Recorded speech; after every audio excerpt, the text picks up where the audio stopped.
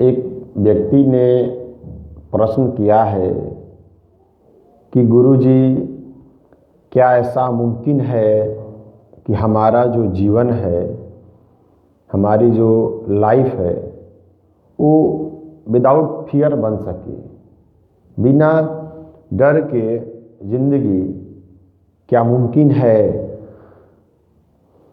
क्योंकि हमेशा मैं अपने अंदर देखता रहता हूँ, झांकता रहता हूँ कि मुझे बहुत डर लगता है। तो वह व्यक्ति पूछ रहा है, जानना चाहता है कि गुरुजी, क्या सचमुच में क्या ऐसी कोई ज़िंदगी हो सकती है जहाँ डर का कोई नामो निशान नहीं हो? तो हमें यहाँ पर समझना है कि जो डर है हमारे जीवन में, उसके कई लेवल हैं, उसके कई पड़ाव हैं। एक डर होता है मृत्यु का। तो जब तक व्यक्ति मृत्यु के बारे में नहीं जान जाए, तब तक तो उसके अंदर मृत्यु का डर रहेगा ही रहेगा। क्योंकि जब जब उसको ऐसा लगेगा कि मेरी मृत्यु होने वाली है, तो व्यक्ति के अंदर डर उत्पन्न हो जाएगा। तो अगर हम देखें तो हम इसको आसानी से जान पाएंगे, देख पाएंगे, सीख पाएंगे कि हर एक व्यक्ति जिसको भी ऐसा लगता है कि अभी मैं मरने वाला हूँ, वो डरने लगता है। लेकिन अभी कोई डर नहीं रहा है, क्योंकि अभी किसी को अपनी मृत्यु का एहसास नहीं हो रहा है। तो जैसे ही किसी भी व्यक्ति को मृत्यु का एहसास हुआ, उसके अंदर डर पैदा हो गया। तो डर के कई रूप हैं, कई स्टेप हैं, कई लेवल हैं। तो फिर एक डर है अपनी चीज़ों को खोने का। तो जैसे ही जिन चीज़ों से हम प्रेम करते हैं, जिन चीज़ों को हम सहेज कर रखे हुए हैं अपनी ज़िंदगी में, जब ऐसा लगता है कि वो चीज़ें हमसे दूर चली जाएंगी, वो चीज़ें हमको छोड़ देंगी, तो हमें डर लगने लगता है। तो इसको भी जानना और समझना होगा।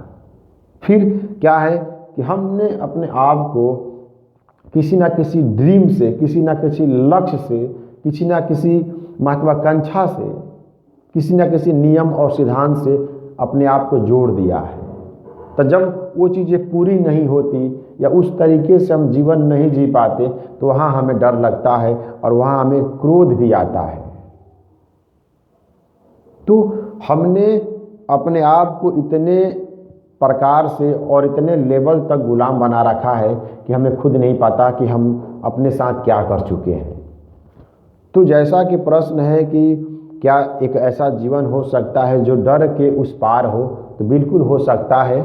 लेकिन उसके लिए व्यक्ति को धीरे धीरे अपने अंदर जागरण लाना होगा, धीरे धीरे अपने आप को समझना होगा, अपने आप को जानना होगा, और इतनी अपने अंदर जागरण लानी होगी कि वो सोच विचार से परे जाकर वो चीज़ों को देखने में सफलता हासिल कर सके कि जो चीज़ें हैं वो काम कैसे करती हैं। तभी जाकर व्यक्ति का जो डर है वो धीरे धीरे टूटेगा, क्योंकि डर के कई रूप हैं। तो जहाँ जहाँ हमारा बोध घटित होता जाएगा, वहीं वहीं निदान भी होगा। जैसे कि महात्मा बुद्ध ने एक व्यक्ति को समझाया था कि व्यक्ति को जैसे जैसे बोध होता जाता है, वैसे वैसे जिस जिस चीज़ का उसको बोध होता है, व्यक्ति को वहाँ वहाँ से मुक्ति मिलती चली जाती है। जैसे अगर आपको बोध हो गया कि मृत्यु क्या है, मृत्यु को दो प्रकार से हम जान सकते हैं, सीख सकते हैं। जैसे कि एक तो हमने किताबों से पढ़ लिया कि मृत्यु क्या है, हमारी मृत्यु कैसे होती है। तो ऐसी बातों को पढ़ लेने के बाद, जान लेने के बाद, समझ लेने के बाद भी हम आसानी से देख पाएंगे कि हमारे अंदर अभी भी मृत्यु का डर है।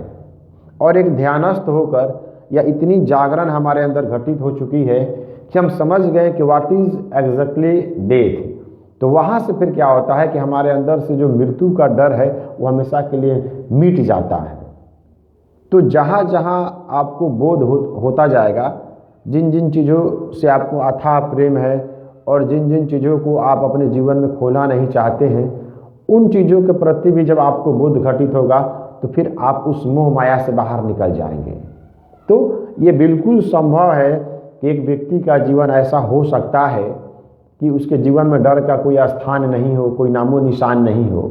लेकिन यह तब होगा जब व्यक्ति पूरी तरह जग चुका है, इस बात को समझ चुका है कि मैं कौन हूँ, यह संसार कैसे चल रहा है, चीज़ें कैसे आ रही हैं जा रही हैं, बिल्कुल उसको सत्य का ज्ञान हो जाए।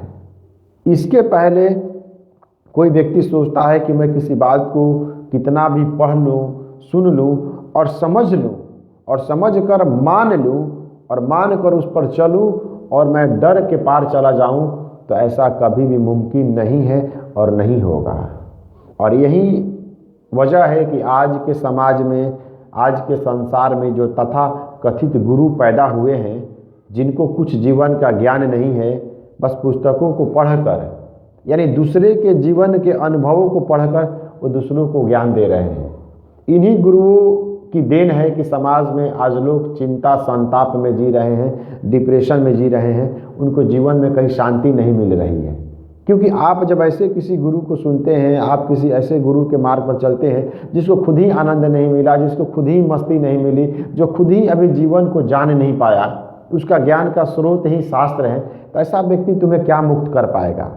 तो अगर तुम चाहते हो कि मैं डर के पार चला जाऊं, मैं डर से मुक्त हो जाऊं, तो तुम्हारे को ऐसा ही गुरु खोजना होगा जो बिल्कुल डर के उस पार जा चुका हो, जिसने जान लिया हो कि व्हाट इज एग्जैक्टली फियर। तभी वो तुमको डर से मुक्त कर सकता है।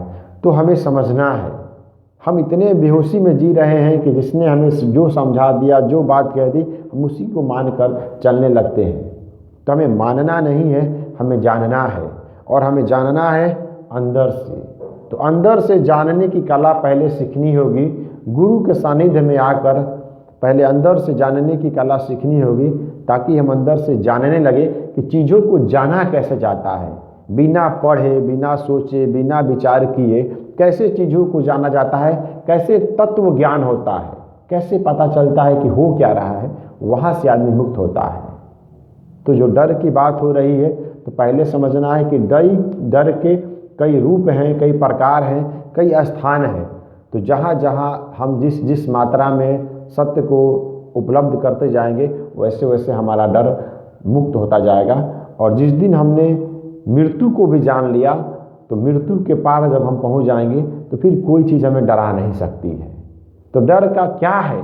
कुछ पाने का डर कि अगर नहीं मिला तो क्या होगा, कुछ खोने का डर कि अगर ये ज़िंदगी से चला जाएगा तो मैं क्या करूँगा, कुछ अपमान का डर, कुछ ने मुझसे कह दिया तो क्या होगा, मृत्यु का डर, मैं मर जाऊँगा तो क्या होगा। डर मूलतः एक ही है, बस उसके प्रकार बदल रहे हैं।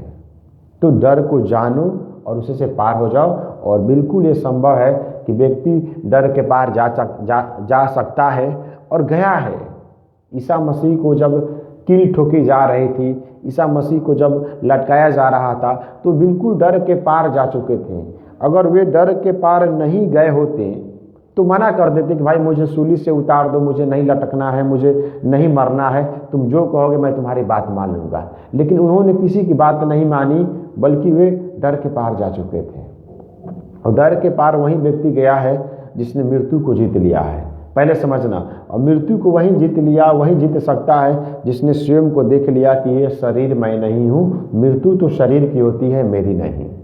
और ऐसी घटना सुकरात के भी जीवन में हुई है कि सुकरात को जहर दिया जा रहा था और सुकरात ने मृत्यु को स्वीकार कर लिया, क्योंकि सुकरात अपने शरीर के परे जा चुके थे, उस पार पहुंच गए थे जहां मृत्यु नहीं घटित होती, जहां मृत्यु का कोई स्थान भी नहीं है। तो मैंने तुम्हें दो उदाहरण भी दे रहा हूँ, मैं तुम्हें दो बात भी समझा रहा हूँ, एक ईसा मसीह के माध्यम से और एक सुकरात के माध्यम से, कि दोनों को देख लो। अगर उनके जीवन में कहीं डर होता तो सुकरात के पास तो ऐसे रास्ते थे कि वो बच निकल सकते थे, वे वहाँ से भाग सकते थे, क्योंकि कहानी कहती है कि उनके जो शिष्य थे उनको भगाने के लिए उन्होंने रास्ते का इंतजाम भी कर लिया था। और खुद राजा जिसने सुकरात को मृत्यु दंड दिया था, उसने खुद कहा था कि अगर तुम अपने विचारों को वापस ले लेते हो, तुम जो घोषणाएं करते हो, अगर तुम उसको वापस ले लेते हो तो तुम्हें मृत्यु दंड नहीं दिया जाएगा। लेकिन सुकरात ने इस सत्य को स्वीकार किया और मृत्यु को गले लगाया। क्यों? क्योंकि उनके अंदर एक प्रकार का भी डर नहीं था। तो समझो, डर के पार बिल्कुल जाया जा सकता है। लेकिन तुम्हारी समस्या क्या है कि तुम कभी भी मैथ बनाने की कोशिश नहीं करते, मैथ का ट्यूशन नहीं करते, मैथ की कोई पढ़ाई नहीं करते, यानी तुम अपनी ज़िंदगी में कभी मैथ सीखते नहीं हो, और फिर कहते हो गुरुजी मुझे मैथ नहीं आता, मुझे मैथ से नफरत है, मैं मैथ बना नहीं पाऊंगा, मेरा मैथ कैसे अच्छा होगा। यानी तुम्हारी सारी समस्याएं मैथ को लेकर है। उदाहरण के लिए मैंने बताया कि तुम डर के लिए, जीवन को जानने के लिए, खुद को समझने के लिए, मृत्यु के पार जाने के लिए तुम कुछ नहीं कर रहे हो, और फिर सिर्फ प्रश्न ही प्रश्न पूछ रहे हो। तो एक हिम्मत करो और इस यात्रा को आरंभ करो। इसमें मैं तुम्हारा मार्गदर्शन कर सकता हूँ, मैं तुम्हें रास्ता बता सकता हूँ कि तुम्हें कैसे चलना है और कैसे सारे डर के पार हम जा सकते हैं। और ये बिल्कुल मुमकिन है, निश्चिंत रहो, ये बिल्कुल मुमकिन है।